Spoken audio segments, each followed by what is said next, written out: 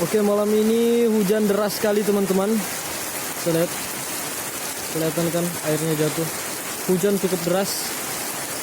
Dan saya sudah mengarahkan air untuk outnya itu nggak masuk ke tandon lagi. Besok saya tunjukkan gimana cara untuk menanggulangi hujan seperti ini.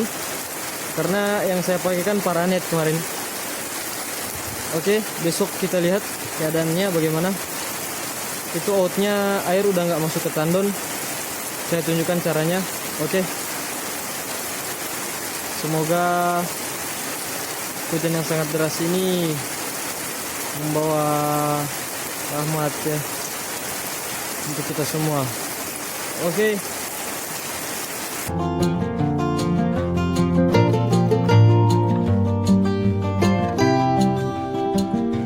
Oke, selamat pagi. Assalamualaikum warahmatullahi wabarakatuh. Om Swastiastu. Apa kabar semua? Salam sejahtera bagi seluruh umat beragama. Sobat Medan, semalam hujan ya. Mawarnya udah mekar. Nah, semalam hujan. Kita lihat keadaan tanaman hidroponik kita. Nah, ada yang udah berdaun 6, berdaun 5. Ini udah berumur dari tanggal 7 bulan 3 2020. Hari ini tanggal 13, 7, 8, 9, 10, 11, 12, 13, 6 hari HST ya. Hari ke-6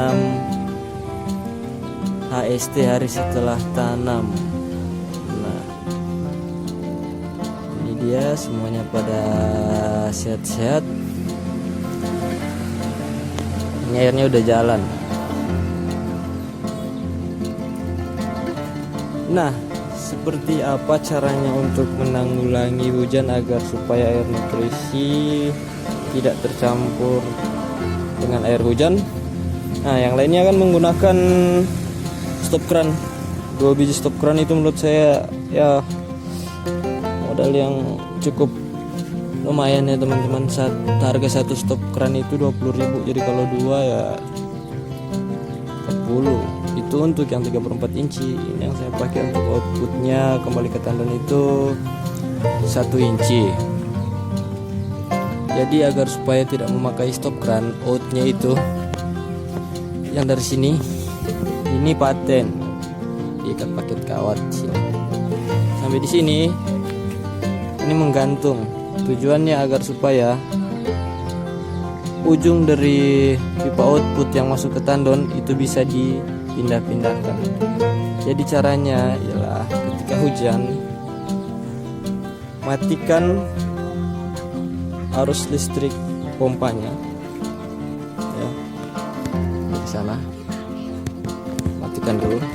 Saya belum menggunakan timer, masih pakai colokan manual. Pertama cabut-cabutnya dulu. Tapi hujan itu kita tunggu dulu selama 1 menit dulu, agar supaya air yang di dalam tandon itu yang berisi nutrisi itu kembali sebagian dulu ke tandon. Kita lihat tandonnya, ini manifoldnya. Jadi kalau manifoldnya itu airnya cuman segini terus isinya itu angin, berarti kalian itu berhasil menutup semua lubang-lubang yang bocor, atau manifold itu berfungsi dengan kuat untuk mengencangkan seperti pada video-video sebelumnya. Ini tandonnya, ya, tutup pakai daun biar siang nggak panas. Oke, kita lihat tandonnya. Nah, ini dia, ini tutupnya jahat. Nah, jadi kalau pas hujan, setelah mesin kita matikan, anggaplah sudah semenit ya, udah kembali, bisa lihat. Jadi ini, nah, dia bisa seperti ini ya. Ini aerator, sedang aerator Venturi untuk angin. Jadi ketika hujan, agar supaya air hujan tidak bercampur dengan air nutrisi dalam tandon dan tidak menggunakan stop kran, ini kita angkat dan kita alihkan ke sebelah seperti ini. Terus nah ini belum mengalir semua, baru dicopot. Makanya tadi saya bilang berikan jeda beberapa menit dulu agar supaya sebagian air nutrisi itu kembali lagi ke tandon. Hujan 1-2 menit itu belum banyak air yang masuk ke tandon. Jadi kalian tunggu aja dulu sampai udah 2 menit, pakailah payung ke sini dan ini dipindahkan ke sebelah agar supaya air hujan itu jatuhnya di luar. Terus tandonnya kita tutup ya. Nah, habis itu kita tutup lagi semuanya, ini pakai plastik agar supaya ini aman karena ini terbuka ya, terbuka. Nah seperti itu. Oke, sekarang saya akan tunjukkan rahasia dapur isi di dalamnya. Nah saat ini karena baru hari keberapa saya menggunakan kepekatan itu sekitar 300 sampai 400. 7 hari baru akan saya tingkatkan dari 600 sampai 800. Kalau sudah hari ke-7 HST, hari setelah tanam ya. Nah ini yang berfungsi sebagai suplai air adalah ini water pump Yamara yang harganya Yamano harganya 50 ribuan, murah. Ini kenapa saya pakai dudukannya ini, agar supaya ampas-ampas atau kotoran di dasar itu tidak ikut ketarik ya. Rasanya seperti ini. Nah, kita miringkan karena ini itu di kakinya itu nggak dilubangi, masuk air dia, masuk anginnya. Nah udah terduduk sempurna. Ventur yang saya gunakan adalah atau aerator yang saya gunakan pompa celup yang difungsikan sebagai aerator yang harganya 20 ribuan itu. Saya review di video episode kedua, cek aja di video sebelumnya. Nah ini yang saya fungsikan sebagai aerator. Nah ini, jadi kalau kita fungsikan sebagai aerator yang ini teman-teman, Sakai Pro 1200K WP 1200K tipenya. Nah, bisa kelihatan kan? Nah ini kita tutup. Kalau kita fungsikan dia sebagai aerator, pencipta gelembung-gelembung itu loh, aerator. Untuk yang belum paham ya, aerator itu apa. Jadi kalau ini kita tutup, di selang ininya kita pasang, dia keluar ke sini. Nah itu agar supaya air kita itu ada oksigennya, kayak akan oksigen, menciptakan oksigen aeratornya. Tapi kalau untuk pompa aerator kita fungsikan sebagai aerator ini, dia jangan terlalu dicelupkan terlalu dalam karena dia akan menghasilkan efek-efek gelembung itu.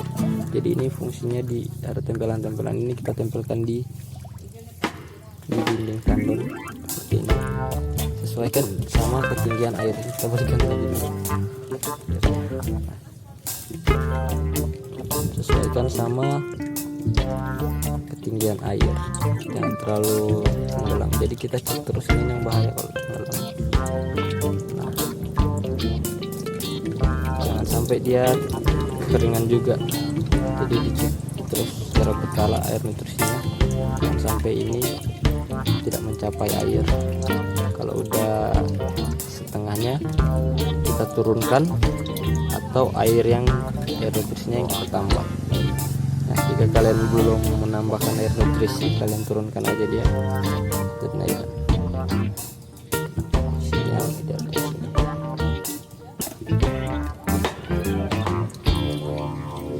Terus anginnya saya pakaikan ini fungsinya agar supaya tidak masuk kotoran atau apa yang dapat menyumbat selangnya. Terus yang kedua untuk penempatannya gampang digantung, dan yang ketiga ini menghasilkan bunyi. Jadi tanpa harus membuka tandon, saya bisa mendengar kalau aeratornya itu gelembung-gelembungnya itu berfungsi. Coba kita lihat ya. colokan lagi sumber listriknya. Saya dulu menggunakan timer, cek dulu. Oke, udah jalan teman-teman.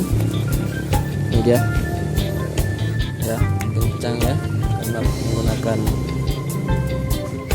ini manifold buatan sendiri. Nah ini bukan karena efek dia posisinya di bawah dia jadi kencang. Kalau dia posisi di atas kan juga dia kencang, tapi air akan penuh. Kalau ini angin yang penuh, ini keras. Kalau kalian membuat manifold seperti ini terus dia kelihatan kosong, berarti kalian berhasil menutup semua udara untuk keluar. Jadi dia menghasilkan tekanan dan dorongan air itu semakin kuat. Ada di video saya sebelumnya menjelaskan tentang pembuatan ini manifold ini. Nah ini kembali lagi ke lihat Venturi atau aeratornya, menciptakan gelembung-gelembungnya. Nah ini bahaya juga, saya sedikit nggak berani kalau masukin tangan ke dalam pompa yang menyala. Nah itu kan ini, jadi kita turunkan lagi. Nah seperti dia menciptakan gelembung-gelembungnya. Dan sini dengar ada bunyinya, dengar. Kita jauhkan dari situ ya, tanpa harus membuka tandon. Saya tahu kalau aeratornya berfungsi atau tidak. Dengar ada bunyinya.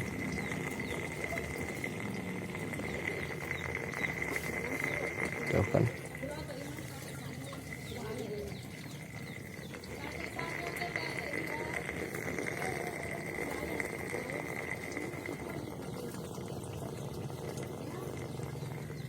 Oke. Itu fungsinya dibuat seperti ini. Ini pena bekas dan dilemkan ke dalam, digantung juga agar mudah. Jadi air itu kayak akan oksigen ya.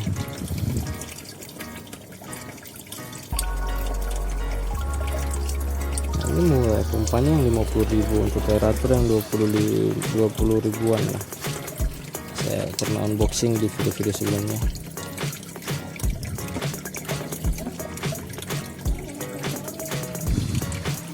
Untuk para senior yang ingin memberikan saran, silahkan komentar di kolom komentar. Tandonnya dari galon bekas.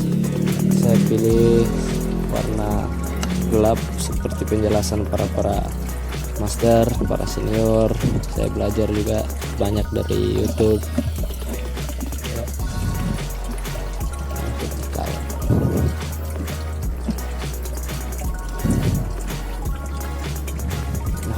Pengaruh tumbuhnya kurang baik. Ini udah kejepit tanah, makanya ini enggak tertutup rapat. Itu saya mau bongkar lagi buat dia agar bisa dirapat.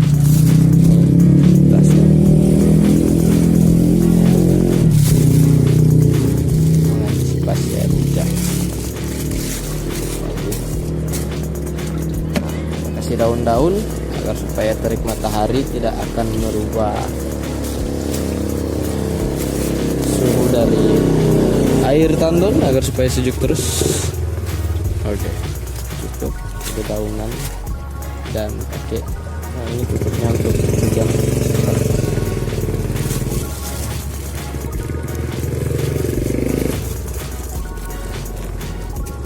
Kan kita tutup lagi. Sebentar, siang pasti panas ya. Jadi kita tutup agar supaya sejuk.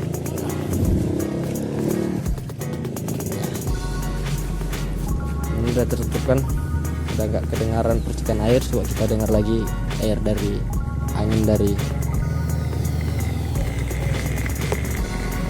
Ada teman-teman bisa mendengarnya.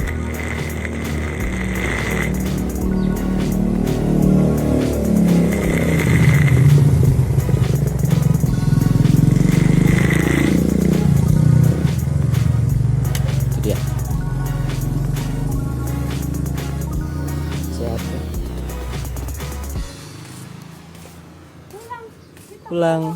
Ya.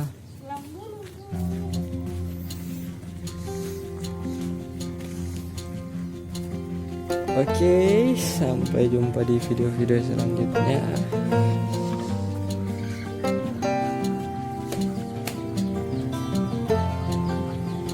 Pada perkembangannya teman-teman, subscribe agar supaya bisa belajar bersama ya. Oke, thank you. Cukup sampai sini dulu untuk cara menangani saat hujan tiba. Sampai jumpa di kesempatan berikutnya. Bye bye.